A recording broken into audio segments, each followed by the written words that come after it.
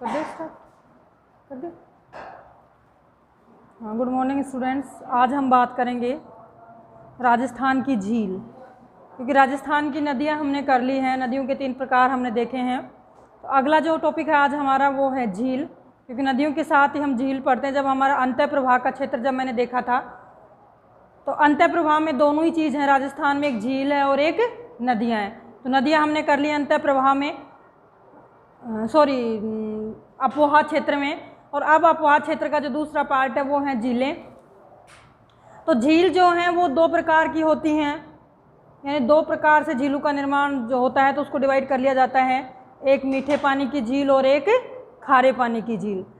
तो खारे पानी की झील कहाँ बनती हैं? खारे पानी की झील ऐसी जगह पे बनती है जहाँ अंतः प्रवाह की नदियाँ होती हैं, यानी ऐसी नदियाँ जो थोड़ी दूर बहती हैं वहीं जो है वो लुप्त हो जाती हैं।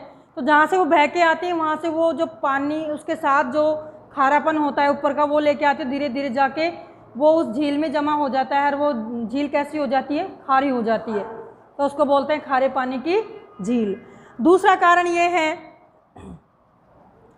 कि हमारा जो मरुस्थलीय भाग है, राजस्थान का जो मरुस्थलीय भाग है वो टेथिस सागर का भाग रहा हुआ है। वो टेथिस सागर का भाग रहा हुआ है, इसका मतलब है कि वो लवणीय क्षेत्र है, यानी हमारे पश्चिमी राजस्थान जो है उसका ज़्यादातर पार्ट लवण से है, लवणीय भाग है, वो खारा पानी वहाँ मिलता है। और उसका कारण ये है कि एक तो अंतः प्रवाह की नदियाँ हैं वहाँ पे जो आसपास बहती हैं वहीं झील का निर्माण कर देती हैं, और दूसरा जो कारण है वो ये है कि ये टेथिस सागर का भाग रहा हुआ है। टेथिस सागर का भाग होने के कारण यहाँ पर जो मिट्टी है उस मिट्टी में नमक की मात्रा अधिक है। जब मिट्टी में नमक की मात्रा अधिक होती है तो क्या होता है? एक विधि होती है केशवाकर्षण। उस केशवाकर्षण से क्या होती है कि जहाँ भी पानी भरा रहता है वो पानी धीरे धीरे नीचे रास्ता जाता है, और उसमें जैसे नलियाँ बन जाती हैं, ऐसी मिट्टी में रहती हैं नलियाँ इस तरह की। जब यह पानी भरता है तो यहाँ जाता है, यहाँ जाता है, यहाँ जाता है, पानी नीचे। मिट्टी में पानी का रिसाव कैसे होता है? ऐसे ही तो होता है, नलिकाओं के द्वारा बारीक बारीक नली होती है, वेंस होती हैं, जैसे हमारे शरीर में ब्लड का सर्कुलेशन वेंस के द्वारा होता है, वैसे ही मिट्टी में बारीक बारीक नलियाँ होती हैं, जिससे क्या होता है? पानी नीचे रिसता है। और नीचे रिसता है तो क्या, जैसे यहाँ पानी आएगा, जब यहाँ आएगा तो यहाँ से जो पानी जैसे यहाँ है तो यहाँ से फिर ऊपर भी तो जाएगा वो पानी, तो वो जो ऊपर जाता है तो वो कैसा? खारा होके जाता है, ठीक है। यानी हमारी जो ऊपरी सतह है उसके नीचे जो मिट्टी है वो कैसी है? खारी है, पश्चिमी राजस्थान की खारी है, तो उसको बोलते हैं केशवाकर्षण, ठीक है। इसका मतलब होता है ये केशिका नलिकाएं होती हैं, कैसे होते हैं ये, और इनसे क्या होता है? ये नमक ऐसे ऊपर आता जाता है और फिर ये नमक जो है वो जम जाता है, जिससे क्या बाद में वो झील के रूप में परिवर्तित हो जाते हैं। यानी 2 कारण हमारे राजस्थान में रहे हैं खारी झील निर्मित होने के। पहला तो है अंतः प्रवाह की नदियाँ। आपसे पूछा जा सकता है कि खारे पानी की झीलों के निर्माण का कारण है, तो पहला कारण तो है अंतः प्रवाह की नदियाँ, और दूसरा कारण जो है कि जो हमारा पश्चिमी राजस्थान है वो मरुस्थल जो एरिया है, वो मरुस्थलीय एरिया जो है वो टेथिस सागर का एक भाग रहा है, और टेथिस सागर का भाग होने का यानी पहले यहाँ समुद्र था, और समुद्र के कारण यहाँ पे क्या है, जब नीचे से सारा पानी कैसा था? खारा। समुद्र का पानी बहुत मीठा नहीं होता है, तो खारापन लवणीयता उसमें थी, और ये लवणीयता क्या होगी कि हमारी जो मिट्टी है उस मिट्टी की नीचे वाली परत में वो लवणीयता समाहित है। जैसे जैसे वो पानी के संपर्क में आती है तो वैसे वैसे वो लवण जो है कोशिकाओं के द्वारा ऊपर आ जाती है, जैसे हम कोशिकाएं बोलते हैं जो हैं उनके साथ ऊपर आ जाती है, ऊपर आने के बाद वो पानी को कैसा कर देती है? खारा कर देती है। तो ये कारण है हमारे खारी झील के निर्माण का। दूसरा बात है कि मुगल काल से ही, जब मुगलों का यहाँ पे अधिकार था तो मुगल काल से ही खारे पानी की झील का निर्माण हो रहा था, यानी खारे पानी की जो झील है वो मुगल काल से ही जो है इन पे चर्चा की जाती थी, इनका अध्ययन किया गया था। तो मुगल काल से ही इनके बारे में हमें जानकारी मिलती है कि खारे पानी की झील यहाँ पे पहले से ही थी। अब क्या है, अब बात आती है कि राजस्थान में कौन कौन से खारे पानी की झील हैं। तो इतना तो आपको आइडिया लगाना ही है, क्योंकि क्वेश्चन का जब आंसर देते हैं तो उसमें हमें ब्रेन का भी जो है वो यूज़ करना होता है कि कौन से एरिया में खारे पानी की झील हो सकती है। मान लो आपको कुछ नहीं आता है, मैं मानती हूँ कि आपको एक भी झील का कुछ भी मालूम नहीं है, लेकिन आपको अपना IQ लेवल इतना कर लेना है कि आप उस चीज़ तक पहुंच जाओ, क्योंकि 100% हमें कभी भी नहीं आता किसी चीज़ में। लेकिन कुछ क्वेश्चन जो है हम ब्रेन के डेवलपमेंट के आधार पे निकाल लेते हैं कि यदि खारा पानी है, खारा पानी पश्चिम में टेथिस सागर की साइड में है, तो खारे पानी की जो झील होंगे पश्चिमी राजस्थान की होंगी पूरी, ठीक। तो पश्चिमी राजस्थान में जो है वो खारा पानी की होंगी, तो पश्चिमी राजस्थान के नाम आएंगे। अब उसमें उदयपुर, नीचे वाला जो सिरोही, ये ज़िले नहीं आ सकते हैं। चित्तौड़गढ़, बांसवाड़ा, डूंगरपुर, कोटा, बूंदी, ये ज़िले नहीं आ सकते हैं इसमें। क्यों नहीं आ सकते? क्यों? क्योंकि यहाँ पे टेथिस सागर का भाग नहीं है। तो इसका मतलब जहाँ टेथिस सागर का भाग रहा है वहीं पे क्या होता है, खारे पानी की झीलों का निर्माण हुआ है। तो इधर कौन कौन सा, यानी आपको मिलेंगी जैसलमेर, जोधपुर, नागौर, बीकानेर, चूरू, और नागौर और जयपुर के नागौर की जो सीमा है वो जयपुर से लगती है। तो नागौर और जयपुर की सीमा पर ही सामर झील है, यानी नागौर से जो पानी आया होगा, जो एरिया रहा होगा, वही जो जयपुर में आ गया। तो वैसे तो मतलब जो हमारी सामर झील है वो बिल्कुल नागौर के बॉर्डर पे है। यदि चाहे हम उसको नागौर बोले चाहे जयपुर बोले, बॉर्डर पे है, तो उसका जो पूरा प्रभुत्व, जो पूरा अधिकार है वो किसको, जयपुर को दे रखा है, जयपुर के पास है। तो यानी कि ये नागौर की सीमा पर है जो हमारी सामर झील है। और इसके अलावा यानी आपने सारे ज़िले शायद दिख ही रहेंगे, मैंने ज़िले इसलिए बोले हैं झील से पहले कि आपको एक आइडिया लग गया होगा कि जैसलमेर है, बाड़मेर है, बीकानेर है, जोधपुर है, नागौर है, चूरू है, ये जगह हैं जहाँ पर खारे पानी की झीलें मिलती हैं। सिर्फ एक ज़िला है हमारा जयपुर, वो जयपुर भी इसलिए कि वो नागौर से सीमा लगती है और नागौर की सीमा पर जो है ये सामर झील बनी हुई है, इसलिए जो है जयपुर का नाम आता है। उसके अलावा इस साइड का एक भी ज़िला जो है इसमें इन्वॉल्व नहीं है। अब बात आती है कि कौन कौन सी झील हैं, तो दो तरीके से हम पढ़ सकते हैं। या तो हम ज़िले वाइज देखें कि नागौर में कितनी झील हैं, 3 हैं, 2 हैं, 1 हैं, जोधपुर में कितनी झीलें हैं, या फिर हम झीलों के नाम याद करके हम जो है ज़िलों के नाम याद कर सकते हैं। तो पहले हम देख लेते हैं झील के हिसाब से, फिर हम देखेंगे ज़िले के हिसाब से। तो ज़िले के हिसाब से मेरे हिसाब से ज़्यादा सही रहेगा कि नागौर में कितने झीलें, 4 झीलें, तो नागौर की आपको याद हो जाएंगी। जोधपुर में कितनी है, 1 है, तो वो 1 याद हो जाएगी। तो पहले ऑल ओवर हम जो है सारी झीलें देख लेते हैं खारे पानी की। सबसे बड़ी जो राजस्थान की झील है वो है सामर झील, ठीक है। यानी राजस्थान की सबसे बड़ी झील कौन सी है, सामर झील है, खारे पानी की, जहाँ नमक का उत्पादन होता है। सामर झील आपसे पूछा जाता है सामर झील कहाँ अवस्थित है, तो सामर झील है जयपुर में, ठीक। उसके बाद दूसरी आती हमारी पचभद्रा। पचभद्रा कहाँ पे है, बालोतरा, बाड़मेर। बालोतरा हमने बहुत पढ़ा है, लूनी नदी भी हमने पढ़ी है, आपको बताया भी था मैंने कि जब वो नागौर से अजमेर से और बालोतरा तक जब आती है, अजमेर से बालोतरा तक जब वो नदी बहकर आती है, तो बालोतरा तक तो उसका मीठा पानी होता है, लेकिन बालोतरा के बाद खारा हो जाता है, ठीक है। तो यानी ये मतलब पचभद्रा जो है वो बालोतरा में है, ठीक। एक और हमें डेटा इसका मिला बालोतरा का, यानी पचभद्रा जो है वो बालोतरा में है, और बालोतरा कहाँ पे है, बाड़मेर में। उसके बाद हमारा दूसरा आता है, यदि हम सीरीज से पढ़ते हैं, बाड़मेर। अब बाड़मेर से थोड़ा सा जब हम ऊपर जाते हैं, यदि मैप देखते हैं, तो फिर आ जाता है जो जैसलमेर, ठीक है।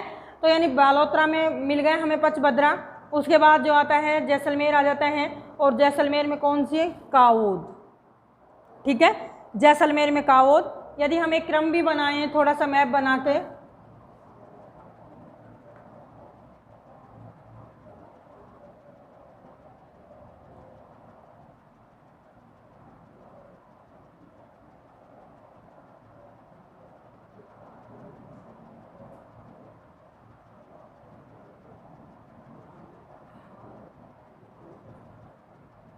ये सिर्फ हम देखने के लिए कर रहे हैं कि कहाँ कहाँ इसकी स्थिति है, ताकि आप इसको सही से अंकित कर सको। तो इसमें आपको मालूम चल जाएगा शायद से कि कहाँ कहाँ है। यानी कि यहाँ यदि हम देखते हैं, यहाँ पे आती है तो नदी की स्थिति देखिए, पचभद्रा आ गई। उसके बाद थोड़ा ऊपर जाते हैं हम, जैसलमेर आ जाता है ऊपर। तो जैसलमेर में देखते हैं, तो जैसलमेर में कौन सी आ गई, कावोद, 2 हो गई। यानी ये जैसलमेर हो गया। अब इसके बाद यहाँ पे जोधपुर आता है ना हमारा, यही आता है ना जोधपुर। तो जोधपुर के हम देखते हैं कि जोधपुर में कौन सा है, तो जोधपुर में देख लीजिए फलोदी, ठीक है। तो यहाँ हमारी कौन सी आ गई, फलोदी। उसके बाद अब बीकानेर बच गया यहाँ पे, ये वाला पार्ट बीकानेर का है, ठीक है। अब बीकानेर में देख लो कौन कौन सी है, लूणकरणसर, जो बहुत इंपॉर्टेंट है लूणकरणसर, यानी बीकानेर में जो है यहाँ जो हमारी आएगी, यहाँ पे कौन सी आएगी, ये वाले एरिया में, इसमें आएगी लूणकरणसर, ठीक है। उसके बाद जो है गंगानगर, हनुमानगढ़ में कुछ है नहीं। उसके बाद फिर हम आते हैं नागौर, इधर हमारा नागौर आ जाता है। तो नागौर में बहुत सारी हैं, कि नागौर में ज़्यादा क्यों हैं, क्योंकि नागौर बीच में पड़ जाता है और अंतः प्रवाह की नदियाँ वहाँ के कुछ नाले वगैरह वहाँ के समटते हैं। तो नागौर में जो है, नागौर में सबसे पहले ये नागौर हमारा इसमें है डीडवाना एक, तो दूसरे नंबर पे जो हमारी है कुचामन, कुचामन सिटी भी है नागौर में, ठीक है। तीसरी जो हमारी है डेगाना, ठीक, यानी कि ये नदियां जो हैं नागौर में हमारी तीन हैं, सॉरी 3 झीलें हैं, डेगाना, डीडवाना और कुचामन। डेढ़ जो है वो कहाँ पे हैं, नागौर में, डबल डी तो हैं, यानी डेगाना, डीडवाना और कुचामन ये तीनों ही नागौर में हैं। और ये पचभद्रा जो है बाड़मेर बालोतरा में है। थोड़ा ऊपर जाते हैं कावोद जैसलमेर में है। इसके पीछे आते हैं जोधपुर में फलोदी है, और इससे थोड़ा सा ऊपर जाते हैं लूणकरणसर है। उसके बाद एक चूरू में भी हमें दिखाई दे रही थी ताल छापर। ताल छापर जो है वो बेटा चूरू में जो है ताल छापर या जो अभ्यारण्य भी है चूरू में, जो हम पढ़ेंगे अभी, तो ताल छापर हो गया। उसके बाद जो है जयपुर की जो हो ही गई, जयपुर की तो हमने बात कर ही ली थी कि यहाँ से नागौर से इसकी सीमा लगती है जयपुर कैसे, तो ये यहाँ पे है ये सीमा में। तो ये कौन सी है, ये है सांबर। तो अब देख लो आपको कौन सी चीज़ लग रही है जो आउटर में हो, एक विशेष एरिया में है ना सारी की सारी झीलें। दोबारा से मैं रिपीट कर देती हूँ। यदि हम इधर से चलते हैं तो इधर से सबसे पहले आदि पचभद्रा कहाँ पे है, बालोतरा बाड़मेर। उससे थोड़ा सा ऊपर जाते हैं हम जैसलमेर में कावोद, जैसलमेर के थोड़ा पीछे जाते हैं जोधपुर में फलोदी। जब हम यहाँ बीकानेर में जाते हैं लूणकरणसर। जब हम नागौर में जाते हैं इधर, तो नागौर में डेगाना के साथ में है डीडवाना और फिर है कुचामन, ठीक है। चूरू में है एक ताल छापर जो वन अभ्यारण्य भी हम पढ़ेंगे। और उसके अलावा जो है जयपुर बच जाता है, जयपुर में कौन सी है, सांबर झील। तो शायद से आपको ये याद हो गई होंगी, मैं जहाँ तक मानती हूँ, यदि हमने सीरीज़ देखा हो, पचभद्रा, कावेद, फालोद, लूणकरणसर, डेगाना, डीडवाना और कुचामन। डेडवाना, डीगाना और कुचामन 3 एक ही जगह हो गई।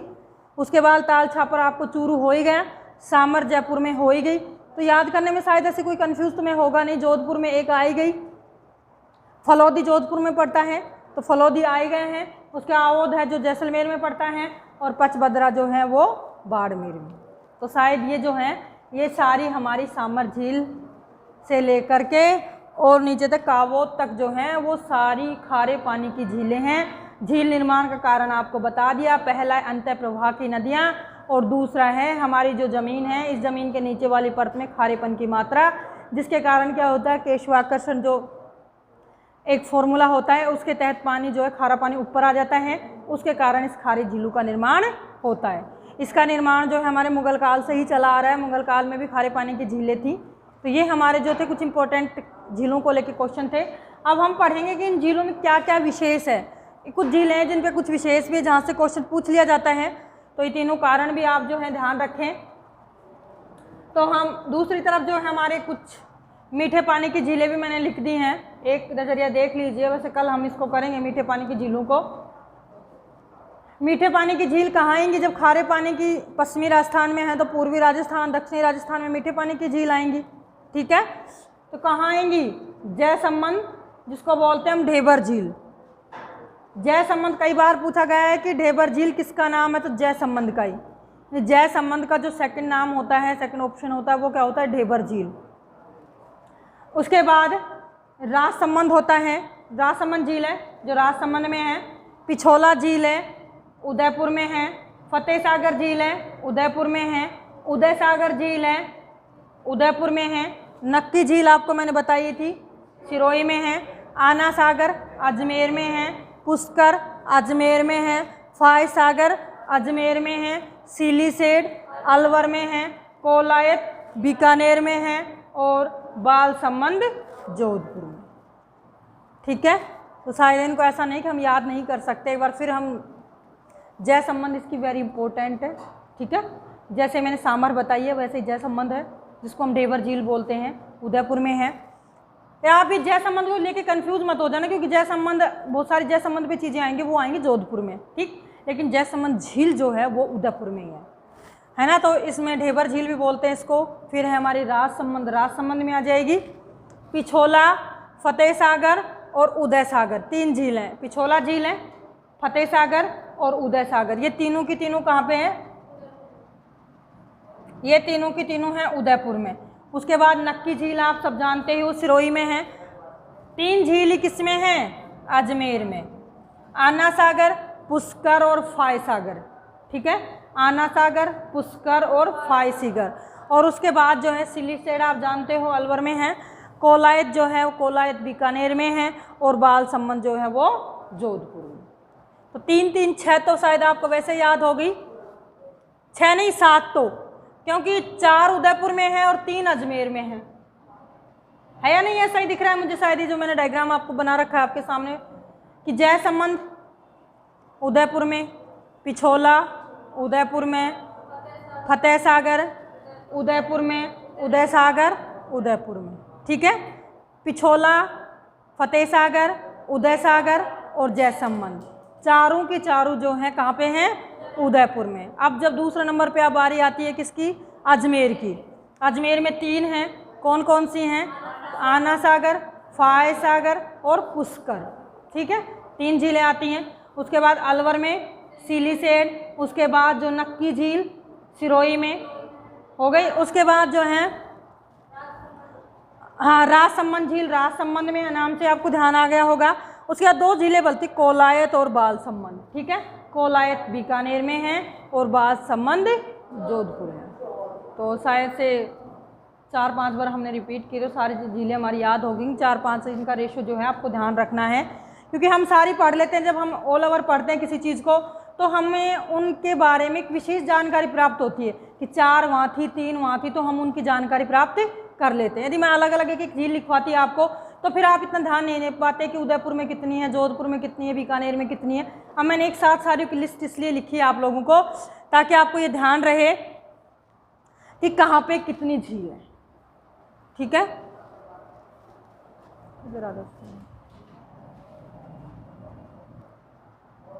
अब खारे पानी की झीलों में हम सबसे पहले देखते हैं सामर झील।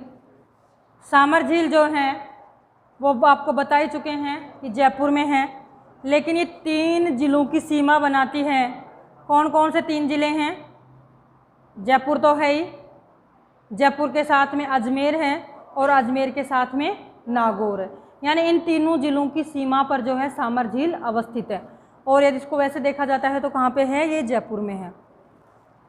अब आता है इसके बारे में कुछ फैक्ट हैं जो मतलब ये इंडिया लेवल के जो खारे पानी की झील हैं उनसे हम तुलना करते हैं इनकी।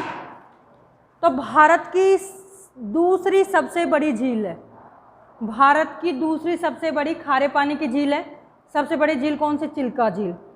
ठीक है, तो दूसरी सबसे बड़ी खारे पानी की झील और राजस्थान की सबसे बड़ी खारे पानी की झील, अंतर हो गया ना। भारत में दूसरे नंबर पे है और यदि राजस्थान में देखें तो पहले नंबर पे है। दूसरा इसका क्वेश्चन क्या आता है? और दूसरी सबसे बड़ी पहली झील कौन सी है भारत में? पहले नंबर पे कौन सी है भारत में? वो है चिल्का झील। उसके बाद आता है कि अंतः प्रवाह क्षेत्र में अवस्थित है। ये अंतः प्रवाह है ना, ये हमारा तो यानी कि हमारी जो सामर झील है वो अंतः प्रवाह क्षेत्र में है, और अंतः प्रवाह क्षेत्र में होने के कारण अंतः प्रवाह क्षेत्र की ये सबसे बड़ी झील है भारत की। ठीक, 2 क्वेश्चन हुए हमारे। एक तो पहला तो ये हुआ कि लोकलैंड जिसको बोलते हैं, यानी भू आवत क्षेत्र जो होता है, तो यानी कैसा है, अंतः प्रवाह जो हमारा जहाँ होता है तो अंतः प्रवाह क्षेत्र में है। पहली बात तो ये झील अंतः प्रवाह वाली हमारी जो है सामर झील है वो। और दूसरा क्वेश्चन है कि अंतः प्रवाह की भारत की सबसे बड़ी झील है ये। ठीक, अब हमारा आता है कि जो इसका नमक है, भारत के कुल नमक का कितना उत्पादन देता है, 8.7। यानी भारत में जो नमक उत्पादित होता है उसका 8.7% जो है वो हमारे राजस्थान में किससे, सामर झील से उत्पादित होता है। फिर है कि जो इसका उत्पादन था वो मुगल काल से स्टार्ट हो गया था। मुगलों ने जो है पहली बार इस झील में नमक उत्पादन का कार्य शुरू कर दिया था। अगला है कि इसका आबोहा क्षेत्र जो है वो कितना है, तो 500 वर्ग किलोमीटर। उसके बाद जो है यानी 500 वर्ग किलोमीटर।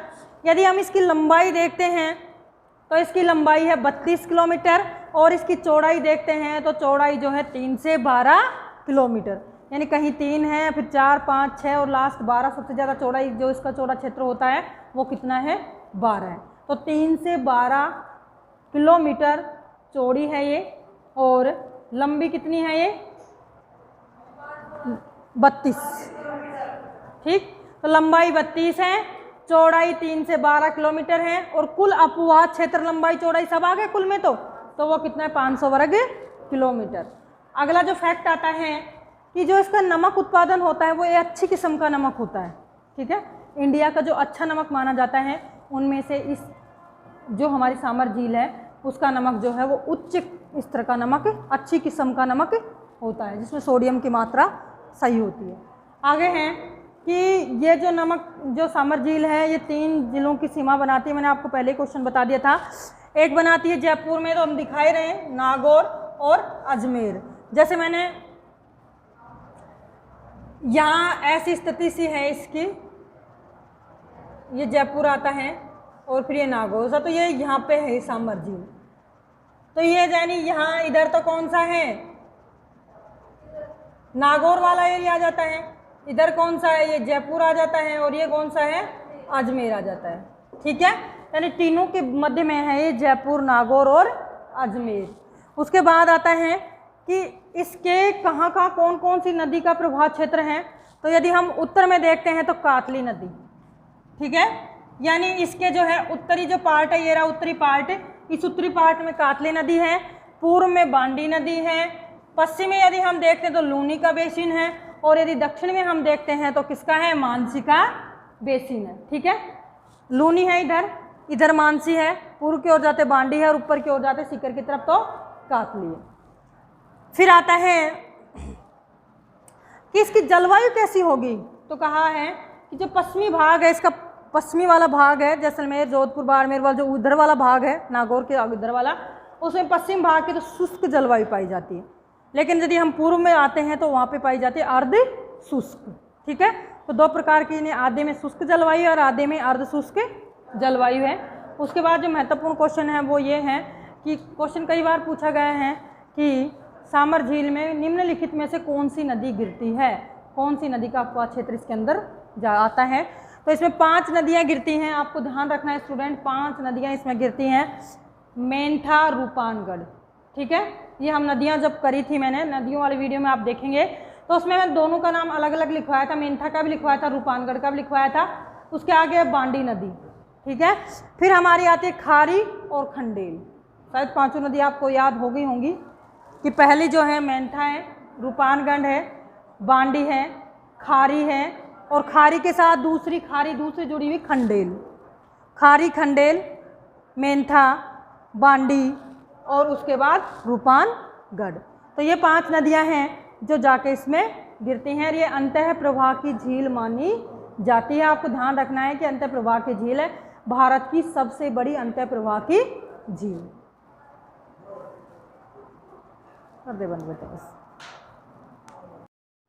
तो अगली जो झील है हमारी वो देखते हैं हम डीडवाना। पहले हमने सामर देख ली है, अब डीडवाना देखेंगे। तो डीडवाना झील जो है ये सारी मैं आपको बताऊंगी आज जो कंप्लीट, वो सारी खारे पानी की झील है। आपको अंतर करना है कि कौन सी खारे पानी की और कौन सी मीठे पानी की। बस आपसे क्वेश्चन यही पूछा जाएगा खारा और मीठा लेके, लेकिन हम तो झील समझते तो झील ही है, लेकिन वो झीलों में भी अंतर है, खारे पानी की झील और एक मीठे पानी की झील। अब खारे पानी की झील में सबसे बड़ी आपको सामर जो हम पिछले वीडियो में बता चुके हैं। अब हमारी आएगी डीडवाना, दूसरी सबसे बड़ी झील है हमारी डीडवाना। ये डीडवाना जगह है नागौर में, एक नागौर का एक कस्बा है डीडवाना, वहाँ पे जो है ये झील है नागौर में। इस झील में क्या है कि इसके जो नीचे जो चट्टान है या जो इसके नीचे की मिट्टी है या जो जल है उसमें लवण की मात्रा अधिक होती है। अब लवण की मात्रा अधिक होगी तो खारापन तो आ ही जाता है लवण से। उसके बाद जो है कि इसके पानी में भी बहुत ज़्यादा लवण की मात्रा होगी तो पीने योग्य नहीं हो सकता, पानी में नहीं हो तो फिर इसका जो नमक है वो नमक भी कैसा होगा, अनुपयोगी होगा।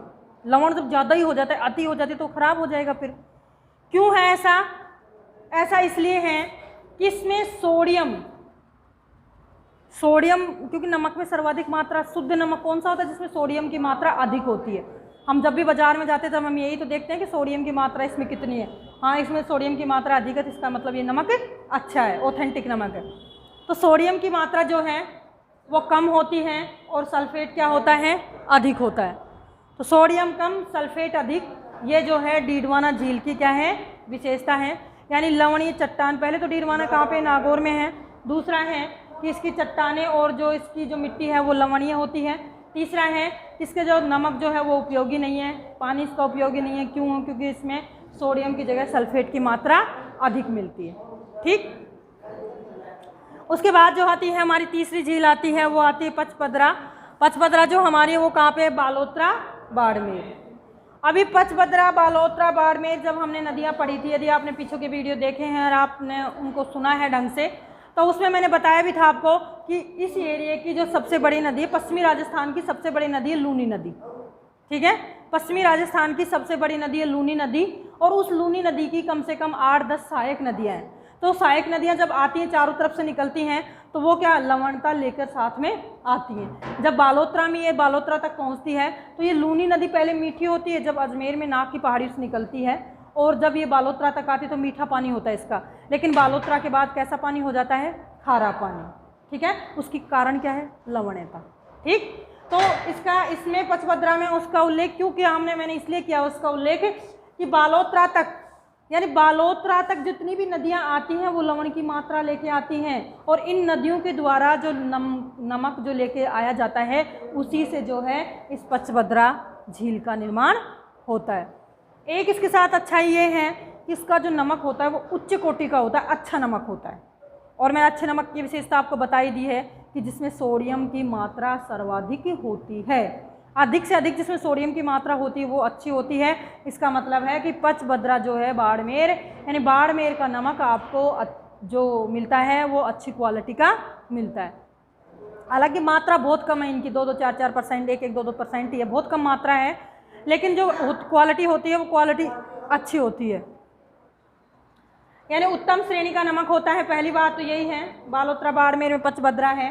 दूसरी चीज़ होती है हमारी कि सोडियम क्लोराइड की जो मात्रा है मैंने बताई है वो होती है 98%। ठीक है, 98% सोडियम क्लोराइड की मात्रा इसमें पाई जाती है।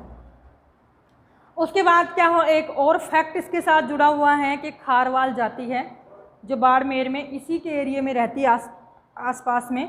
ये खारवाल जाति के लोग क्या करते हैं, एक झाड़ी होती है और उस झाड़ी से इस नमक को साफ़ करते हैं, स्फटिक करते हैं, साफ़ करते हैं ताकि वो नमक शुद्ध बन सके। तो ये जो है झाड़ी कौन सी है, खारवाल जाति के लोग हैं, मोरेल या मोरेली झाड़ी है, और जो है इससे क्या करते हैं, इसको साफ़ करते हैं नमक को, और साफ़ करना क्या कहलाता है, स्फटिक भी कहलाता है, यानी स्फटिक करते हैं, साफ़ करते हैं और फिर इस नमक का उपयोग करते हैं। दूसरा ये है कि इसका सोर्स जो रहता है, यानी खारे पानी जो ये नमक के कण हैं वो कहाँ से आते हैं इस नदी, इसमें झील में, तो उसका कारण क्या है कि नदियों के द्वारा बहाकर लाए गए नमक के कण, कि जो नमक के कण नदियाँ बहाकर लाती हैं उससे क्या होता है कि इसमें जो है खारेपन की मात्रा अधिक होती है, और ये जो खारापन होता है इसमें सोडियम अधिक होती है। सोडियम अधिक होने के कारण ये जो नमक है ये उत्तम श्रेणी का होता है। यानी कोई भी चीज़ होती है जब हम देखते हैं तो वो इंटरलिंक होती है, एक दूसरे से जुड़ी हुई होती है। ये कभी भी आप देखना, जब आप चीज़ों को एक दूसरे से जोड़ना स्टार्ट कर दोगे तो शायद बहुत सारे क्वेश्चन के आंसर जो हैं आप स्वतः ही निकाल लोगे। कैसे कि जैसे मैंने आपको बताया कि नदियाँ जो हैं वो लवण को बहा कर लाती हैं, नमक को बहा कर लाती हैं, तो उसमें कैसा शुद्ध नमक वो क्या होता है, उसमें सोडियम की मात्रा बढ़ जाती है। सोडियम की मात्रा बढ़ जाती है तो वो नमक कैसा होगा, वो नमक होगा उत्तम श्रेणी का। ठीक है। उसके बाद जो आती है हमारी आती है फलोदी। अगला जो है ना फलोदी में जोधपुर है। इनमें कोई बहुत ज़्यादा फैक्ट नहीं है हमारे, बस हमें ये याद रखना है कि ये कौन से ज़िले में आती है। तो ये है फलोदी है जोधपुर में। उसके बाद आती है लूणकरणसर। लूणकरणसर आती है बीकानेर में। कावोद जो है जैसलमेर की पूछी जाती है, कावोद कई बार, ध्यान रखना है आपको, जैसलमेर में है। डेगाना, कुचामन, ये दोनों की दोनों डेगाना और कुचामन, और साथ में डीडवाना। ठीक है, डीडवाना, डेगाना और कुचामन, ये तीन ऐसी हैं जो कि नागौर से जुड़ी हुई हैं। ठीक है, डेगाना, डीडवाना और कुचामन। उसके बाद जो आती हैं ताल छापर। अभी हम वन अभ्यारण्य भी है ताल छापर, हम पढ़ेंगे वन अभ्यारण्य कैसे है। तो ताल छापर में भी जो बनी हुई है झील, ताल छापर झील, वो कहाँ है, चूरू में है। एक है रवासा सीकर में है, और थोब है बाड़मेर। ठीक है, यानी ये हमारी लगभग 10 झीलें हैं। ये सारी झील जो हमारी हैं ये सारी नमक से भरी हुई हैं, यानी कि खारे पानी की झील इन्हें कहा जाता है। ठीक, तो आपको जो आपने झीलें पढ़ी हैं अभी नमक की पढ़ रहे हैं आप, इन सारी झीलों में आपको देखना है कि कौन सी झील जो है वो खारे पानी की है, कौन सी मीठे पानी की है, किसका महत्व कितना है। क्योंकि मैंने सामर बताया उसमें बहुत सारे फैक्ट बताए, पचभद्रा बताया, कुछ फैक्ट मैंने बताए, डीडवाना था उसमें मैंने कुछ फैक्ट बताए, लेकिन उसके अलावा हमें उनके नाम याद रखने हैं कि कौन सी झील जो है वो कौन से एरिया में, कौन से ज़िले में है। ठीक है, तो अब जो है हम करेंगे मीठे पानी की झील। तो दूसरा जो हमारा है मीठे पानी की झील, क्योंकि खारे पानी की हमारी कंप्लीट हो चुकी हैं, मीठे पानी की झील हैं। तो अब ये देखा जाता है कि मीठे पानी की झीलों का क्या उपयोग है, क्यों मीठे पानी की झील जो हैं वो हमारे लिए उपयोगी हैं। यदि उपयोगी नहीं है तो फिर उसका कोई महत्व नहीं है, तो उसका कोई संरक्षण भी नहीं करेगा, उनको समाप्त पानी निकाल के ख़त्म कर दिया जाएगा, कुछ ना कुछ तो उपयोगिता होगी उनकी। तो ये झील जो मीठे पानी की झील हैं वो हमारे लिए 3 दृष्टि से जो है वो महत्वपूर्ण हैं। पहला है पेयजल के लिए, जब पानी की सप्लाई होती है। दूसरा है कृषि कार्य के लिए, सिंचाई के लिए, और तीसरा है मछली पालन के लिए। ये जो झीलें होती है वो अति महत्वपूर्ण होती हैं। इन 3 कार्य के लिए जो है, जैसे हमने नमक वाली झील यानी खारे पानी की झील देखी थी, तो वो हमारे लिए क्यों महत्वपूर्ण थी, क्योंकि उनमें केवल हम नमक ही उत्पादन कर सकते हैं, ना तो उसमें मछली हो सकती है, ना वो खेती के लिए काम आ सकता है, ना वो पेयजल कर सकता है। उसमें एक ही चीज़ हो सकती है, केवल नमक उत्पादन। लेकिन वो एक ऐसी चीज़ है जो और जगह नहीं हो सकती हैं। और वैसे ही जैसे उसका नमक उत्पादन होता है खारे पानी की झीलों से, वैसे ही जो मीठे पानी की झील हैं उनसे क्या होता है, कृषि का कार्य होता है, पेयजल की आपूर्ति होती है, और तीसरा जो है कि वहाँ पे मछलियों का पालन भी किया जाता है। अब बात आती है कि राजस्थान में कौन कौन सी महत्वपूर्ण झीलें हैं, नदियों पे हैं या बांध पे हैं या फिर वर्षा के जल से ही हैं, कैसे हैं उनका, ये सारी चीज़ें हम पढ़ेंगे। साथ में ये भी कि किसने बनवाई, क्योंकि ज़्यादातर झील जो हैं बनाई जाती हैं कि यहाँ पे झील बना दी जाए, क्योंकि इससे हमारे सिंचाई भी हो जाएगी, पेयजल की आपूर्ति भी हो जाएगी। तो इन उद्देश्यों से जो है पहले बना दी जाती थी राजा महाराजाओं के द्वारा, और राजा महाराजाओं के द्वारा बनी हुई बहुत प्राचीन झीलें भी हमारी हैं। ये तो है नहीं कि आज हमने निर्मित कर दी और वो झील में परिवर्तित हो गई। तो पहली झील यदि हम बात करते हैं तो पहली झील हमारी है जयसंबंध। ठीक है, पहली झील जो है राजस्थान की, जो सबसे बड़ी झील है राजस्थान की नहीं, इंडिया की जो है दूसरी सबसे बड़ी झील है, कृत्रिम झील जिसको हम बोलते हैं, वो कौन सी है, जयसंबंध। यानी जयसंबंध झील है तो जैसे जय है। ठीक है, अब ये जयसंबंध झील है वो कहाँ है, उदयपुर में। जयसंबंध उदयपुर में जय सिंह ने बनवाई। ठीक, तो जयसंबंध के बाद में जय सिंह, 2 चीज़ें आपको याद होगी, आगे वाले नाम से अटैच हो रही हैं कि जय स्क्वायर। जयसंबंध जैसे हो तो आपको जय स्क्वायर जो है वो याद रखना है। इसके लिए जय स्क्वायर का मतलब होता है कि जय इंटू जय, यही तो होगा, स्क्वायर का मतलब यही तो होता है। तो जय इंटू जय, जय स्क्वायर यानी जय संबंध और जय सिंह हो गया दोनों। जय सिंह ने बनवाई जय संबंध झील को। फिर बात आती है कि कब बनवाई, उदयपुर में ये है, कब बनवाई, तो ये बनवाई लगभग 1685 से लेकर 1691, यानी इस पीरियड में ये झील पूरी हुई। इतना टाइम इस झील को पूरा करने में लगा। उसके बाद होता है कि झील किस नदी पर है। भाई झील जो बनी हुई है, यदि उसमें जल की पूरी आपूर्ति नहीं होती है, जलापूर्ति नहीं होती है, तो जो झील क्या होगी, धीरे धीरे जो है जो ख़त्म हो जाएगा, पानी अंदर चला जाएगा। तो उसकी जलापूर्ति के लिए भी तो हमें कोई सोर्स चाहिए, तो वो सोर्स के रूप में नदियाँ होती हैं। और तो हम कुएं से तो कितनी पूर्ति कर सकते हैं, नलकूप से कितनी पूर्ति कर सकते हैं, झील की पूर्ति हम नहीं कर सकते। तो उसके लिए क्या चाहिए होती है, जैसी चीज़ें जो लगातार उसको पानी दे सकें। तो ऐसी कौन सी है इसमें है गोमती नदी। गोमती नदी है और उस पर एक बांध बना दिया, और उस बांध पे इस जय संबंध झील का क्या कर दिया, विकास कर दिया, ताकि जब बरसात होती है, गोमती नदी आती है, तो झील अपनी पूरी भर जाती है। उसके बाद जो है, यदि हम इसकी तुलना करें पूरे एशिया में, तो एशिया महाद्वीप की सबसे बड़ी मीठे पानी की कृत्रिम झील, ध्यान देना आप, मैंने 2 वर्ड बोले हैं, एशिया महाद्वीप तो है ही, मीठा पानी बोला है, और साथ में कृत्रिम यानी मानव निर्मित झील। सबसे बड़ी एशिया की मानव निर्मित झील, जो कृत्रिम झील जो है, वो कौन सी है, गोविंद सागर झील। ठीक है, गोविंद सागर झील जो है वो मानव निर्मित सबसे बड़ी झील है एशिया की। कहाँ पे है, भाखड़ा बांध जो है हमारा, उस बांध पे ये बनी हुई है। और ये कहाँ है, ये है हिमाचल प्रदेश में, हिमाचल में है ये।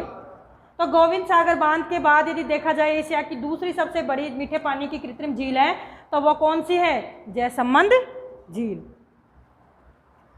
यानी जय संबंध एशिया की दूसरी सबसे बड़ी मानव निर्मित कृत्रिम झील है। ठीक है, पहली जो है वो पहली है गोविंद सागर झील। अब बात आती है कि इस झील में टापू बना लेते, छोटे छोटे टापू बना लिए जाते हैं, कोई भी यानी मछली पकड़ने के लिए या कोई कार्य के लिए। तो इसमें 7 टापू हैं इस झील में, 7 टापू हैं, जिसमें पहला जो एक सबसे बड़ा टापू है, एक सबसे छोटा टापू है, बीच वालों को तो वैसे भी कम ही पूछते हैं। तो सबसे बड़ा टापू जो है बाबा का भाखड़ा, इसका सबसे बड़ा टापू है ये, बाबा का भाखड़ा सबसे बड़ा है, और सबसे छोटा है प्यारी। ठीक है, इस प्यारी को बोला जाता है ढेबर। इसी वजह से, ढेबर की वजह से ही जय संबंध झील को ढेबर झील भी कहा जाता है, यानी जय संबंध झील का दूसरा नाम है ढेबर झील। उसके बाद है कि इसमें सिंचाई के लिए 2 नहरें भी निकाल दी गई इस झील से। एक का नाम है श्यामपुरा और दूसरे का नाम है भाट। ठीक है, श्यामपुरा और भाट 2 नहरें निकाली गई हैं। और आगे यदि हम बढ़ते हैं तो इसमें क्या है कि जो आदिवासी जातियाँ, आपको पता है उदयपुर में ज़्यादा हैं, जनजातियाँ जो है आदिवासी जनजातियाँ उदयपुर में ज़्यादा हैं, भील है, मीणा है, यानी एसटी के लोग जो हैं वहाँ बहुत रहते हैं। इसलिए ये जो भील और मीणा इस तरह के लोग जो हैं वो इस झील में क्या करते हैं, इस झील में निवास करते हैं। जो टापू बने हुए हैं उन टापू पे ये लोग रहते हैं। ठीक है, अब जो अगली देखते हैं हम, जय संबंध झील के बाद आना सागर झील, आना सागर, फाय सागर, और तीसरी कौन सी है, पुष्कर। ये तीनों आपको ध्यान रखते हैं, आना सागर, फाय सागर और पुष्कर, तीनों की तीनों कहाँ पे हैं, अजमेर में। अब सबसे पहले बात करते हैं हम आना सागर। तो आना सागर के लिए एक फार्मूला है, वो है A³ ठीक है, A³ का मतलब हो गया कि स्वयं स्थान का नाम, किसने निर्माण करवाया और उसके नाम से। ठीक है, आना सागर A, अर्णोराज A और अजमेर A, तो A³।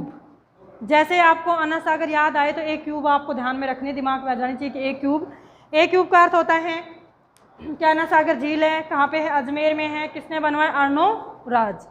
तो अर्णोराज कौन थे, अर्णोराज थे पृथ्वीराज चौहान जो थे, उनके दादा थे, यानी पृथ्वीराज चौहान के पिता के बाप थे, जिन्होंने इस झील का जो निर्माण करवाया था। कब करवाया था, 1137 ईस्वी में करवाया था।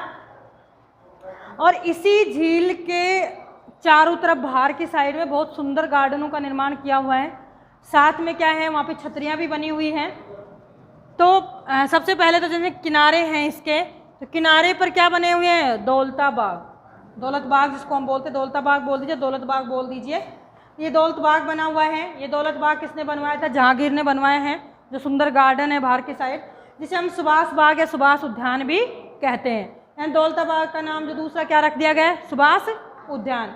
उसके बाद यहीं पे चारों तरफ, जैसे झील थोड़ी नीचे है, उसके चारों तरफ जो है वो क्या बनी हुई है, संगमरमर की बाहरदरी। बाहरदरी का मतलब होता है छतरियाँ। संगमरमर की छतरियाँ चारों तरफ जो है उसके बनी हुई हैं। वो छतरियाँ से संगमर और से शाहजहाँ। तो संगमरमर की जो छतरियाँ जो बनी हुई है वहाँ, वो किसने बनवाई थी, शाहजहाँ ने। यानी जो उद्यानों का निर्माण करवाया था, दौलत या सुभाष उद्यान जो थे उनका निर्माण करवाया था जहांगीर ने, और संगमरमर की बहादुरी जो बनवाई थी वो बहादुरी किसने बनवाई थी, से शाहजहाँ ने। उसके बाद आती है कि ये कहाँ पे है, इसमें इसका जल का स्रोत क्या है, सोर्स क्या है। तो जल का सोर्स बांडी नदी है, और साथ में चारों तरफ पहाड़ियों से घिरी हुई, तो पहाड़ियों का जो पानी आता है वो, और बांडी नदी इसी में आके गिरती है। दूसरी जो है, मैंने तीन झीलें बोली हैं, आना सागर बोली है, फाय सागर बोली है, और तीसरी मैंने बताई है अजमेर पुष्कर झील। तो फाय सागर झील जो है ये भी अजमेर में है। ये एक अंग्रेजी अधिकारी थे फाय, इन्होंने अकाल राहत परियोजना के तहत इस झील का, आना सागर झील का निर्माण करवाया था। ये जो झील है कहाँ पे बनी, जो बांडी नदी जो यहाँ आकर गिरती है, इसी बांडी नदी पर एक बांध बनाकर इस झील का निर्माण करवाया है। किसने करवाया, फाय ने करवाया है, इसलिए इसका नाम भी फाय सागर रखा है। यानी अंग्रेज अधिकारी फाय नाम से हमें स्पष्ट होता है। तो फाय सागर फाय ने बनवाया, कहाँ पे है, अजमेर में है। और ये क्या है, अकाल राहत कार्य के तहत इसको बनाया गया है। बांडी नदी पर बांध बना के इसको पानी रोककर इस झील का निर्माण किया है। अगली तीसरी जब हम अजमेर की देखते हैं तो आती है पुष्कर। और पुष्कर को तो हम वैसे भी तीर्थराज कहते हैं, यानी तीर्थों का राजा है। ये तो हमारा जो पवित्र स्थल है, ये धार्मिक स्थल है, ये जहाँ पे बहुत लक्खी मेला यहाँ पे बढ़ता है। विदेशी लोग सबसे ज़्यादा इसी मेले में आते हैं। यदि भारत के मेलों की स्थिति यदि देखें तो सबसे ज़्यादा मेले में जो विदेशी लोग आते हैं, जो अजमेर में ही आते हैं। और वैसे भी आपको मालूम हो कि जो विदेशी लोग आते हैं तो हर तीसरा व्यक्ति, यदि राजस्थान में कोई व्यक्ति आता है, विदेशी कोई भी बाहर से आता है, तो हर तीसरा व्यक्ति पुष्कर अजमेर जरूर जाता है। तो जो है यानी हमारी धार्मिक स्थली भी है ये, और पवित्र स्थली है जिसको हम बोलेंगे। तो एक तो पहली है कि अजमेर झील जो अजमेर में है, इसे तीर्थराज कहा जाता है। और ये अजमेर से 11 किलोमीटर दूर जो है वहीं पे स्थित है। अजमेर से थोड़ा दूर है 11 किलोमीटर। और ये धार्मिक और पवित्र स्थल है, हिंदुओं का जो है वो धार्मिक स्थल है ये। यहाँ पे घाट भी बने हुए हैं, 52 घाट हैं, जिनमें गांधी घाट भी बना हुआ है। ठीक है, 52 घाट भी इसी में बने हुए हैं, इसी झील पर। उसके अलावा यहाँ पे क्या है, कार्तिक पूर्णिमा को मेला लगता है, जो बहुत बड़ा मेला लगता है यहाँ पे। सरस्वती नदी जो है यहीं पे है, जो इसी पर है। और साथ में यहाँ पे एक बहुत प्राचीन मंदिर जिसको ब्रह्मा जी का मंदिर कहा जाता है, तो ब्रह्मा जी का मंदिर भी यहाँ पे अवस्थित है। यानी कि अजमेर, यदि हम पुष्कर की बात करते हैं, पुष्कर में हमें जो पवित्र धार्मिक स्थल है जिसे तीर्थराज कहा जाता है, वहाँ कार्तिक पूर्णिमा को ध्यान रखना है, कार्तिक पूर्णिमा को वहाँ मेला भरता है। उसके अलावा सरस्वती नदी का इससे संबंध है, यहीं पर गिरती है, इससे निकलती है। और ये सरस्वती नदी और साबरमती नदी दोनों मिलकर ही तो लूनी का निर्माण होता है। मैंने बताया भी था आपको कि लूनी नदी जब निकलती है नाग की पहाड़ियों से तो उसका नाम लूनी नहीं होता है, सागरमती होता है। और जब वो सागरमती निकल के और इस सरस्वती से मिलती है तो दोनों का नाम मिलके फिर क्या बोलते हैं, हम उसको लूनी नदी बोलते हैं। तो इसको सरस्वती नदी इसी से रिलेवेंट है। और जहाँ दूसरा एक पवित्र जो हमारा ब्रह्मा जी का मंदिर है, जो यहीं पर है, पुष्कर में है। तो ये जो सारी चीज़ें थी हमारे पुष्कर के संबंध में थी। स्टूडेंट्स, हम झील पढ़ रहे हैं केवल अभी, इसलिए पुष्कर में क्या क्या चीज़ें और फेमस है, कैसा है, ये सारी चीज़ें भी हम पढ़ेंगे जब हम जिला दर्शन पढ़ेंगे। उससे पहले जो स्थान, जो चीज़ हम पढ़ रहे हैं, मैं उसी से रिलेवेंट फैक्ट आपको बता रही हूँ। और एक्स्ट्रा फैक्ट जो उसके हैं वो हम और भी बात करेंगे। ऐसे नहीं कि मैम आपने तो पुष्कर में बहुत कम चीज़ें बताई, इसमें तो बहुत सारी चीज़ें थी, वो सारी चीज़ें करेंगे हम। लेकिन अभी हम झील पढ़ रहे, झील के परिप्रेक्ष्य में वही चीज़ें हम पढ़ेंगे। कि अल्प अजीर्णम, एक बात आपने सुनी होगी कि हमें उतना ही खाना चाहिए जो हमें पच सके। यदि मैं अभी आज के दिन ही आपको पुष्कर की सारी चीज़ें निकाल के फेंक दूंगी तो फिर आप पचा नहीं पाएंगे। तभी इनको पचा लीजिए, डाइजेस्ट कर लीजिए। उसके बाद हम और नए फैक्ट इसके बारे में लेके आएंगे। और सारा होने के बाद ही हम क्वेश्चन पेपर्स भी स्टार्ट करेंगे कि और क्या चीज़ें ये जोड़ेंगे हम। जिला दर्शन भी हो सकता है कि कुछ अगले वीक से ही जो मैं हूँ एक एक ज़िला लेके आऊँगी, जैसे अलवर ले लिया, अजमेर ले लिया, भरतपुर ले लिया, ये सारे ज़िले हमारे एक एक ज़िले, उनमें क्या क्या फैक्ट है और वो फैक्ट जो है हम करते जाएंगे। उसके बाद जो आता है, यदि हम अगली झील देखते हैं तो सिलिसेट झील है, जो आप जानते ही हो, जहाँ पे नौकायन की व्यवस्था है, नौकाएं भी यहाँ पे जो हैं वो चलाई जाती हैं इसमें, तो नौकायन की व्यवस्था इस झील में है, आपको बता दूं मैं। अजगर में है, ये महाराजा विनय सिंह ने जो है ये बनवाई थी, और कब बनवाई थी? 1845 में बनवाई थी। और ये लेक पैलेस जो है यहाँ पे बना हुआ है, लेक पैलेस होटल जो है यहाँ पे बना हुआ है, और सरिस्का अभ्यारण्य जो है इसी के पास में अवस्थित है। तो ये सारे फैक्ट थे इसके बारे में, सिलिसेट के बारे में, कि महाराजा विनय सिंह ने अपनी पत्नी के उसी के लिए ये सिलिसेट का निर्माण करवाया था। यहीं पे एक लॉज वगैरह का और एक महल बनवाया था। ये लॉज और महल ही बाद में किस में है? लेक पैलेस होटल में परिवर्तित हो गए हैं। तो ये जो थे आज हमने जो है हमारे 5 झील देखी हैं, खारे पानी की झीलें देखी हैं, कुछ ये देखी हैं। उसके बाद हमारे 2-4 झीलें और हैं, तो हम सारी झील जो है एक बार हम सारा कंप्लीट जो है आपके सामने पेश करेंगे। धन्यवाद स्टूडेंट्स। जयसंबंध के बाद हम दूसरी झील पढ़ते हैं, राजसंबंध। यानी राजसंबंध जो है वो राजसंबंध नाम से स्पष्ट होता है R3, ठीक है। यानी यदि हम शॉर्ट फॉर्मूला देखते हैं तो R plus R plus R, यही है ना। और क्यूब का मतलब तो होता है R इंटू R, यही होता है क्यूब। तो इससे हो जाता है, तो यानी कितने हो गए ये? 3R हो गए है। तो R3 है राजसंबंध, आपको याद आते के साथ R3 याद आ जाना चाहिए। R3 का मतलब होता है कि राजसंबंध, कांकरौली है एक जगह राजसंबंध में, तो इस कांकरौली में जो है क्या है? राजसंबंध झील का निर्माण किया गया है। और कहाँ पे है ये? राजसंबंध में है। किसने बनवाई थी? तो मेवाड़ के महाराणा थे राज सिंह, इन्होंने इसका निर्माण 1262 से लेकर 1276 तक इसका निर्माण करवाया था। किस पे बनी हुई है ये? तो गोमती नदी पर बनी हुई है। और क्यों बनवाई थी? ये जो है राज सिंह ने अकाल राहत कार्यक्रम के तहत इसका निर्माण करवाया था। एक और थे अकाल राहत कार्यक्रम के तहत, जो हमने आगे जो है उसमें मालूम चलेगा कि अकाल राहत के तहत जो उसका निर्माण करवाया था, फायसागर। इसके बाद आता है कि जैसे मान लो कोई भी झील होती है तो उसके पोल होते हैं। जैसे ये कोई झील है, इसके पोल हो गए, ये उत्तरी पोल हो गए, पूर्वी पोल हो गया, ये पश्चिमी हो गया, और ये हो गया दक्षिणी पोल, ठीक है। तो इस झील के उत्तरी पोल पर यहाँ पे क्या है? 9 चौकी की पाल है। अब 9 चौकी की पाल जो है वो क्यों फेमस है? इसको क्यों मतलब उत्तरी पोल को ही करा गया है? तो इस 9 चौकी की पाल जो है यहाँ पे मेवाड़ के राजाओं का इतिहास लिखा हुआ है। 9 चौकी की पाल पर मेवाड़ के राजाओं का इतिहास लिखा हुआ है, और ये इतिहास जो है वो संस्कृत भाषा में लिखा हुआ है, ठीक है। यानी इतिहास जो है वो संस्कृत भाषा में लिखा हुआ है, और जिसको हम क्या बोलते हैं? ये जो इतिहास है ये संस्कृत भाषा में लिखा हुआ है, किसमें? 25 शिलालेखों पर उत्कीर्ण है, ठीक है। यानी मेवाड़ का इतिहास 25 शिलालेखों पर उत्कीर्ण है, और उसे 25 शिलालेख उत्कीर्ण है तो उसे हम क्या कहते हैं? राज सिंह प्रशस्ति, ठीक है। यानी राज सिंह प्रशस्ति का मतलब ये है कि राज सिंह ने इसका निर्माण करवाया था। तो एक बार फिर आप देख लीजिए, इसमें जो है 9 चौकी की पाल से क्वेश्चन पूछ लिया जाता है आप लोगों से। तो पहला राजसंबंध जो है R3 मतलब है कि राजसंबंध कांकरौली में। फिर आता है कि महाराणा मेवाड़ के जो महाराणा थे राज सिंह, उन्होंने इसका निर्माण करवाया था, गोमती नदी पर इसका निर्माण करा गया है। क्यों करवा गया था? अकाल राहत कार्यक्रम के तहत इसका निर्माण हुआ है। उसके बाद है कि इसका जो उत्तरी पोल था, मैंने बता दिया कि उत्तरी पोल होता है, तो इस उत्तरी पोल में 9 चौकी की पाल बनी हुई है। इस 9 चौकी की पाल पे 25 शिलालेख हैं, और ये शिलालेख जो हैं वो संस्कृत भाषा में उत्कीर्ण है, जिसमें क्या लिखा हुआ है? मेवाड़ का इतिहास लिखा हुआ है। मेवाड़ के जो महाराजा थे उनका इतिहास इसमें लिखा हुआ है, और उसको क्या कहा जाता है? राज सिंह प्रशस्ति। तो राज सिंह प्रशस्ति के नाम से ये फेमस है। उसके बाद जो है प्रशस्ति है। उसके बाद जो है हम पिछोला झील देखते हैं। पिछोला झील कहाँ पे है? पिछोला झील है उदयपुर में, यानी जयसंबंध उदयपुर में, पिछोला झील भी कहाँ पे है? उदयपुर में है। किसने किसके टाइम पे बनी थी? बनवाई तो बंजारे ने थी एक ने, लेकिन बनी थी राणा लाखा के समय, ठीक है। तो आपको ये कंफ्यूज कर सकता है कि पिछोला झील का निर्माण करवाया, क्योंकि आप तो लाखा पढ़ते आए, तो आप लिख दें कि लाखा ने नहीं करवाया। इसका निर्माण जो है वो लाखा के समय में एक बंजारे ने करवाया था, ठीक है।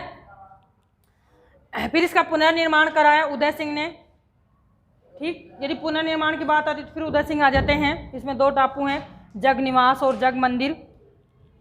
और क्या है, इसी को अब जो है यानी लेक सिटी पैलेस के होटलों के रूप में इनको जो है परिवर्तित कर दिया गया, जग मंदिर जग पैलेस को। ये क्या आ गए, लेक पैलेस होटल, यानी जो लेक झील है उसमें जो पैलेस होटल के रूप में इनको परिवर्तित कर दिया गया है। अब हेरिटेज स्थान इनको बना दिया गया है। उसके बाद है कि यहीं पे जो जग मंदिर और जग निवास था, यहीं पर शाहजहाँ जो थे वो जहांगीर से जब उनका विवाद चल रहा था, विद्रोह चल रहा था, तो शाहजहाँ ने यहीं पे आके इन्होंने क्या ली थी, शरण ली थी। तो शाहजहाँ के लिए शरण स्थली भी थी। जब जहांगीर से उनका झगड़ा चल रहा था, विद्रोह चल रहा था, तो शाहजहाँ के लिए जो है जग निवास और जग मंदिर दोनों हैं, ये इनकी शरण स्थली भी बनी थी। तो ये दोनों हमारी दोनों झीलें हैं, ये हो चुके हैं। तो स्टूडेंट्स अब हम देखते हैं हमारी कुछ झीलें जो हैं हमने देखी हैं। अब आगे वाली झील हम देखते हैं कि राजस्थान के कौन से पार्ट में कौन सी झील है, वो किस नदी पे या किस बांध पे है और किसने इनका निर्माण करवाया, और इनके पीछे जो हैं कुछ कारण भी होते हैं, वो भी हम देखेंगे। साथ में ये भी है कि इनमें टापू भी बने हुए हैं, उन टापुओं की क्या क्या विशेषता है, तो ये सारी चीज़ें जो हैं हम देखेंगे आपको। और वैसे तो आपको बता ही दिया था कि ये हमारे क्या हैं, ये हमारे सिंचाई के जो स्रोत यदि राजस्थान में हम देखते हैं तो सिंचाई के स्रोत में कुएं और नलकूप के बाद जो है तीसरे नंबर पे झील का ही नंबर राजस्थान में आता है। तो इनको हम यदि बोलें कि राजस्थान का अपोहा क्षेत्र, ठीक है, तो अपोहा का मतलब होता है, आपको बता ही दिया कि ऐसा एरिया जहाँ पे पानी का फैलाव होता है उस चीज़ का। तो उस अपोहा क्षेत्र में हमने दो चीज़ों का अध्ययन किया था, पहले हमने नदियों का किया था, उसके बाद जो है हमने किसका अध्ययन किया है, झीलों का अध्ययन कर रहे हैं। तो जो काली होगी उसको थोड़ी सी हटा दे, दिखा होगी क्या खराब हो। तो झील में हमने दो प्रकार से देखी थी, जैसे नदी हमने तीन प्रकार से देखी थी कि एक नदियों का जो पार्ट है वो अरब सागर में गिरता है, एक बंगाल की खाड़ी में गिरता है, एक अंत्य प्रवाह की नदियाँ, तीन तरह से हमने नदियों का अध्ययन किया था। उसी तरह से स्टूडेंट्स आज जो हम करते हैं वो करा था हमने पहले झीलों का, कि झील भी राजस्थान में दो प्रकार से विभाजित की गई हैं। कैसे, एक खारे पानी की झील और एक मीठे पानी की झील। ठीक, खारे पानी की झील हमने कर ली, हम मीठे पानी की झील हम कर रहे हैं। तो मीठे पानी की झील जो हैं वो हमारी 4-5 हमने पीछे कर ली हैं। अगली जो झीलें हमारी होंगी वो झील हैं फतेह सागर झील। अब फतेह सागर झील, उसके पहले हमने जयसमंद झील, पिछोला झील, राजसमंद झील, ये झीलें हमने करी हैं। तो इसका मतलब है कि फतेह सागर झील का मतलब है कि ये पिछोला झील से ही है। उसके साथ पिछोला झील का हम संबंध देखते हैं तो वो कहाँ, जयसमंद से। तो ये स्पष्ट होता है कि हमें एक जिले वाइज झीलों को याद करना है, तभी हमारे याद होंगे कि उदयपुर में 4 झील, अजमेर में 3 झील। तो फिर क्या होगा कि हम कंफ्यूज नहीं होंगे, क्योंकि अजमेर का नाम आता है कि 3 झील अजमेर में है, तो हम तुरंत उसका वेरीफाई कर लेंगे कि हाँ ये अजमेर में ही है। उसके बाद जैसे उदयपुर का आता है तो उदयपुर में 4 झीलें मीठे पानी की, तो हम उदयपुर का भी हम कर सकते हैं कि हाँ उदयपुर में ये 4 झीलें, तो ये उदयपुर में ही होगी। जब आपने 3 अजमेर की अच्छे से याद कर ली और 4 उदयपुर की याद कर ली, तो अब जब आपका ऑप्शन किसी झील को लेके आता है और आप कंफ्यूज हो किसका आंसर क्या आएगा, तो आप कंफर्म हो जाओगे कि उदयपुर अजमेर तो है नहीं। 2 तो आपने आंसर काट ही दिया अपने हिसाब से, उसके बाद 2 होंगे, उसमें भी आप 1 कंफर्म कर दोगे तो आपको आंसर नहीं आते हुए भी आप आंसर दे सकते हैं।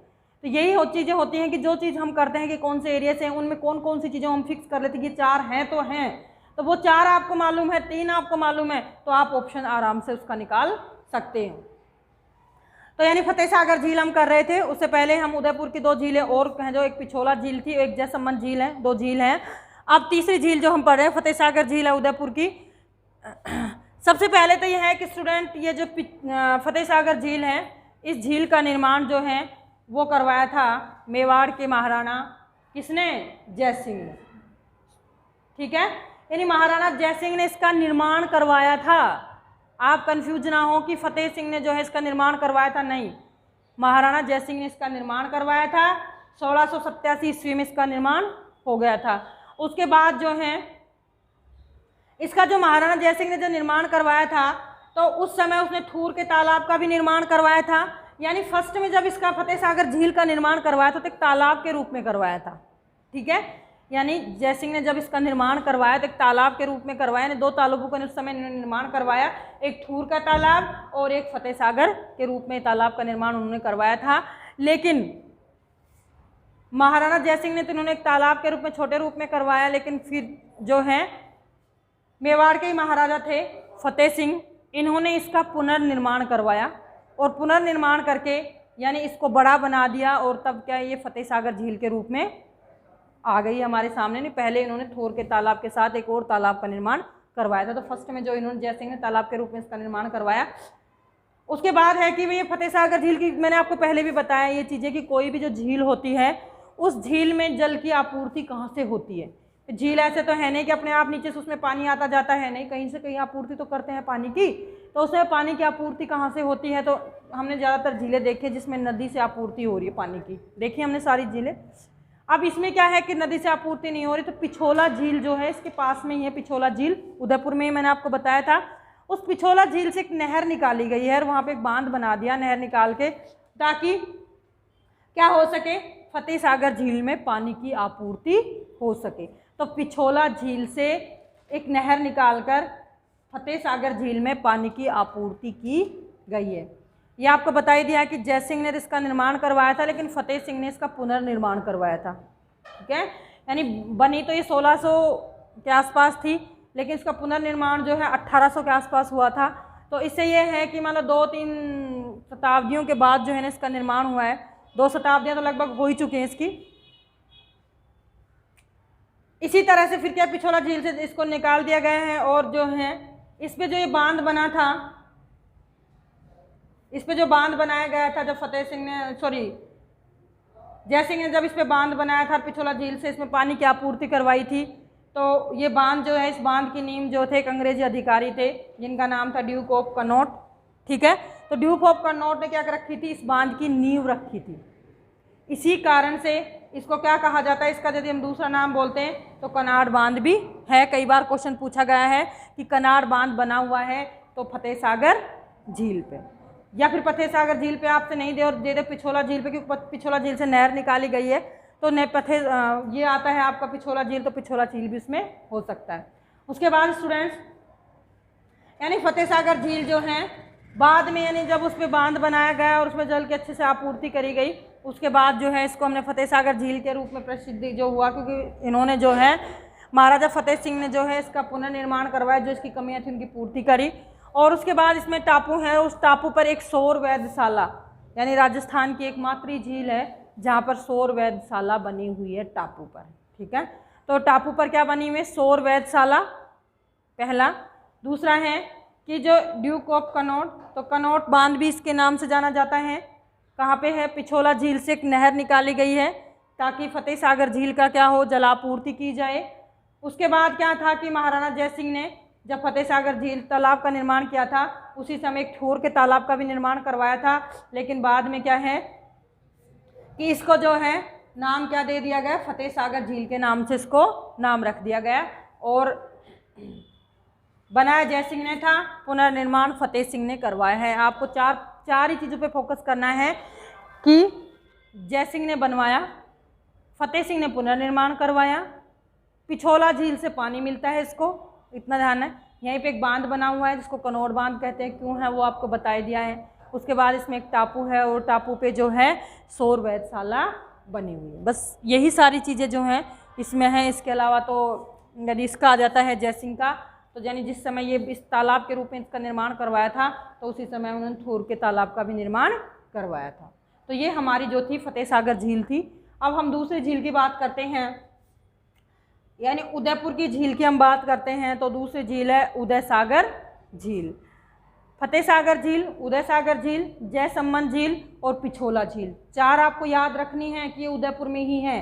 मैं बार बार इसलिए रिपीट करती हूँ कि 4 यदि आपको याद हो जाती हैं, 3 अजमेर की याद हो जाती हैं, तो आप झीलों के संबंधित क्वेश्चन सही कर सकते हो।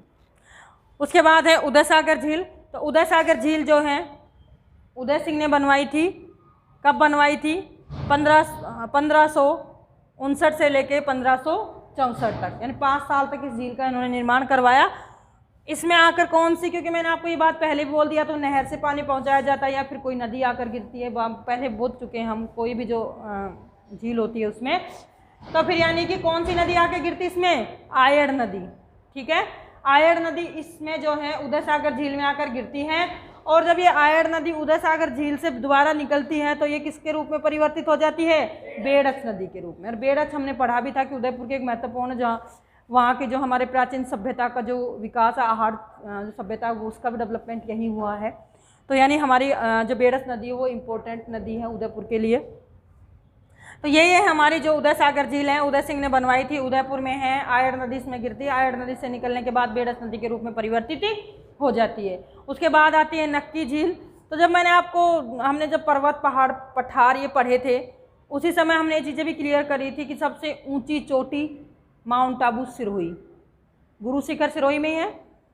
मैंने कहा था सबसे ऊंचा पठार उड़िया का माउंट आबू सिरोही, कि गुरु शिखर के नीचे वाला जो पार्ट है वहाँ उड़िया का पठार है। और वहीं पे मैंने कहा था कि उड़िया के पठार पर ही क्या है, एक नक्की झील है, वहाँ लिखवाया भी था जब मैंने पठार, और मैंने बताया भी था आप लोगों को वीडियो में कि वहाँ पे नक्की झील भी है। तो जाने ऊंची ऊंची चीज़ों पे चल रहे हैं तो फिर ये भी ऊंचा ही होगा, है या नहीं है? तो राजस्थान की सबसे ऊंची झील कौन सी है? नक्की झील। और कहाँ पे है ये है सिरोही में, ठीक है।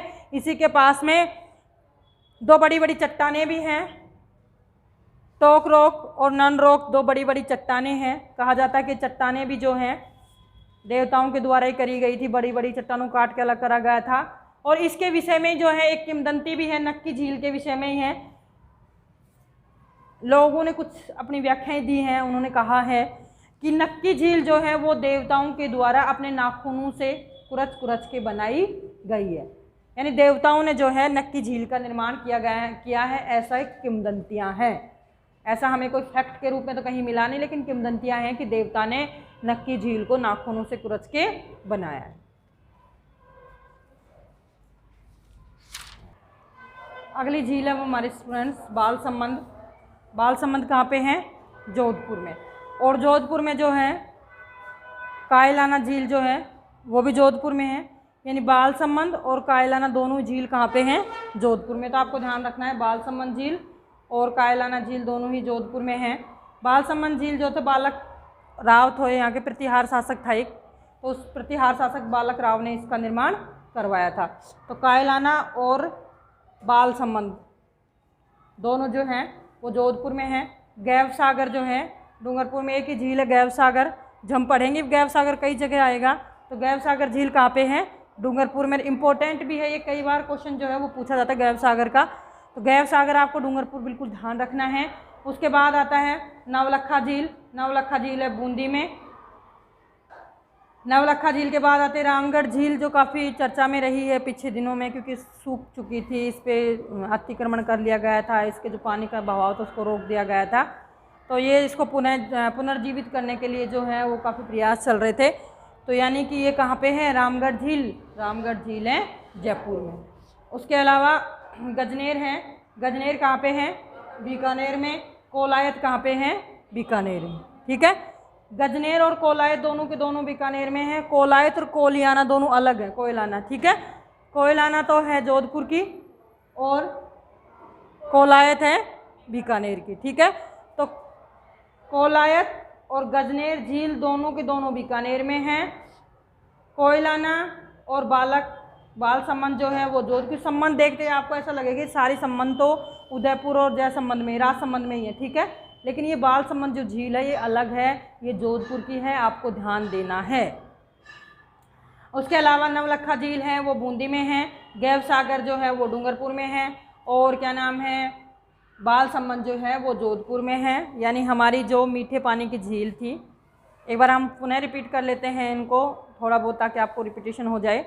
सबसे पहले हमने जयसंबंध, राजसंबंध, पिछोला, उदय सागर, फतेह सागर,